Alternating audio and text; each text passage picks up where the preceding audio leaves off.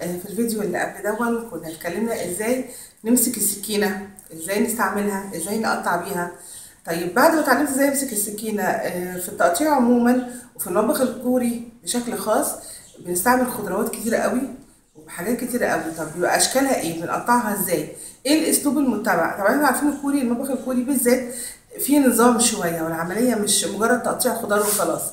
فيعني هنتعرف شويه كده على بعض حاجات هنقطعها، وبعد كده ان شاء الله واحنا شغالين في اي اكل تاني او في اي طبق تاني هبقى برضو حريصه ان احنا نعرف ازاي بنقطع الشكل، بالذات لما نكون بنقطع لطبق كوري.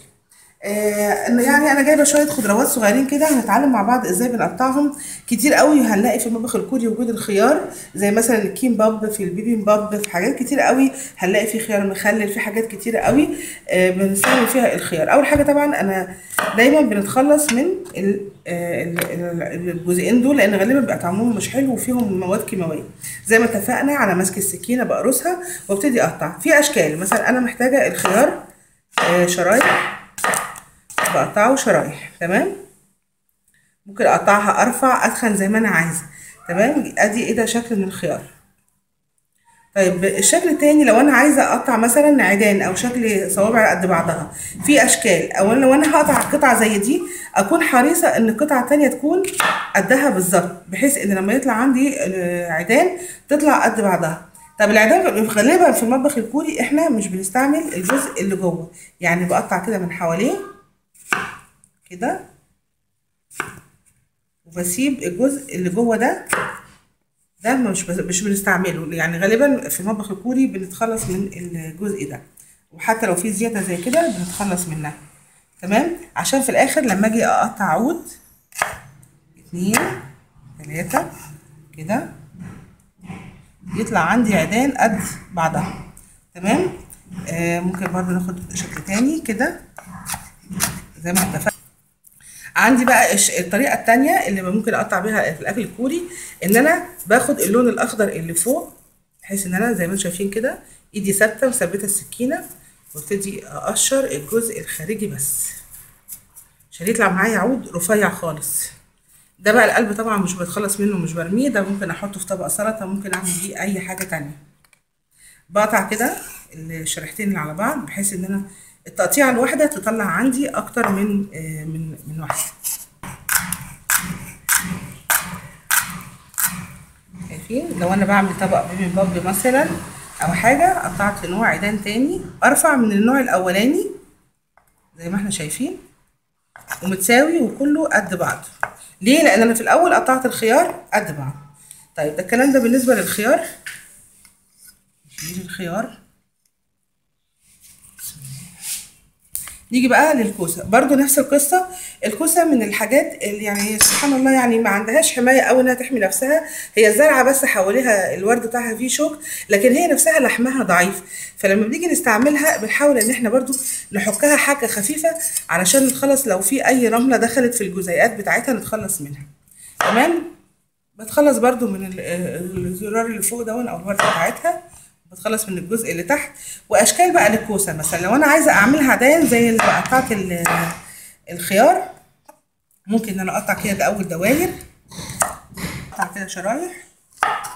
تمام، او ان احنا ادي شكل، او ان احنا بقى ايه نقطعها برضو زي ما قطعنا الخيار، نطلع منها عيدان كده. تمام، زي ما احنا شايفين عيدان كده مسويه قد بعضها. او في بقى ان احنا نقطع الاول ميل كده، بعد ما نميلها نحطهم فوق بعض.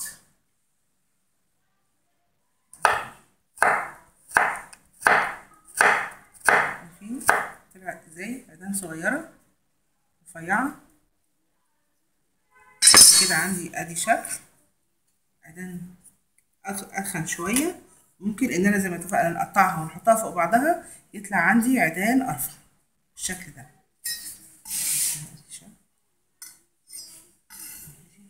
الشكل الرفيع، ونقطع دواير ارصهم فوق بعض واروح ايه اقصهم كده مره واحده. تمام، اجي بقى للمشروم. المشروم دايما بنتخلص من الجزء اللي تحت ده، مش عايزينه. ودايما زي ما اتفقنا المشروم مش بنغسله، بنضفه كده بمنديل عشان هو زي السفنجة، لو غسلناها هيشرب المية. ومجرد ان احنا بنقطعه سلايس شرايح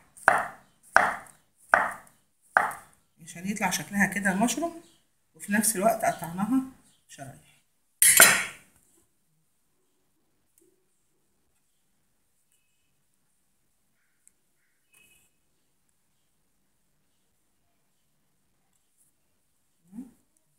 شكل المشروم.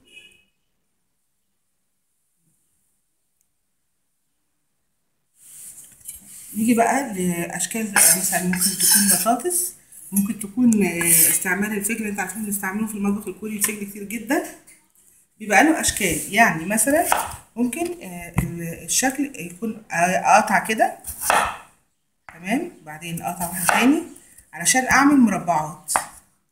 بقطع النص، بعدين من على اليمين ومن على الشمال، تمام، بعدين الفها واقطع بقى مكعبات.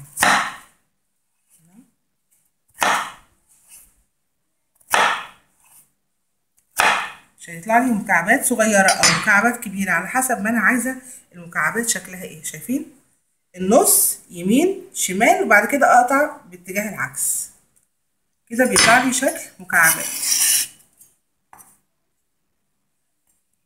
شكل تاني ممكن برضو نفس ال مثلا هقطع البطاطس او الفجل عيدان، تمام، بقطعها كده ورا بعض برضو زي ما عملنا في الكوسه، بنحطهم فوق بعض وانزل عليهم.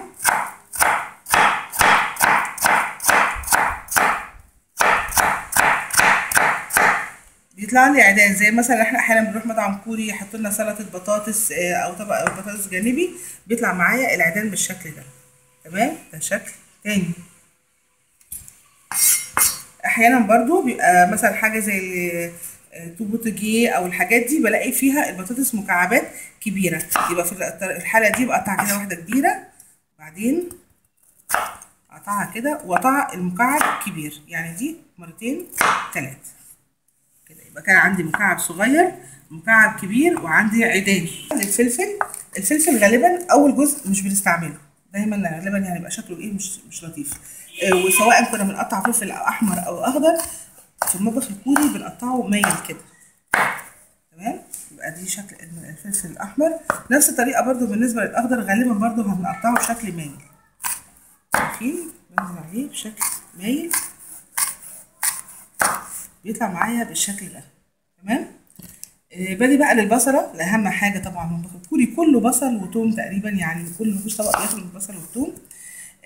لما بنيجي بنقطع البصله او نقشرها، دي الاساس بتاعها، فده بنخليه. انا كنت زمان بعمل العكس وانا صغيره فما كنتش اعرف، لكن ده كان بيخليني ادمع كتير قوي. لكن ده الجزء اللي بنخليه، وده الجزء اللي بنشتغل منه. لو انا هقطع رفيع ببتدي الاول اعمله، انا بسميها كده بعملها ايه، ورقه، تمام.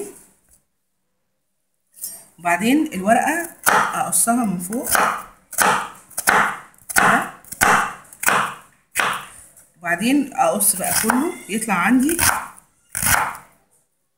غالبا المطبخ الكوري مش زي المطبخ المصري، يعني بحب البصله ناعمه قوي، لا البصله لازم تكون واضحه. مفيش طبق، ما اعتقدش في طبق كوري البصله مش واضحه فيه يعني، او ناعمه مفريه قوي، صعب يعني، صعب الكلام ده، تمام.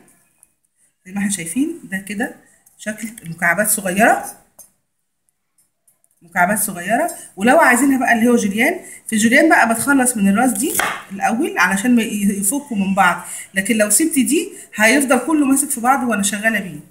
وابتدي بقى اجي من الجنب، وزي ما اتفقنا بنتني ايدينا وبننزل بالسكينه، واحد اتنين، وابتدي اعمل كده، او صح وجيران نعمل كده وتنوها تاني. يبقى كده قطعناها ايه، جوليان او شرايح. سواء كنت عندي الطبخه فيها شرايح او فيها ناعم، كده اتعلمنا ازاي نقطع الناعم وازاي نقطع الجوانح. برضه طبعا في انواع كتيره قوي، زي مثلا الجنزبيل، وجنزبيل مثلا هنبقى نعمله مره تانية كده مع التوم، عشان اوريكم ازاي بنفرمه مع التوم. الفيديو ده يعني محاولة لتبسيط تقطيع الخضار في المطبخ الكوري. اتجرأوا، امسكوا وقطعوا وطلعوا اشكال، وطلعوا اشكال بتاعتكم كمان وافكاركم.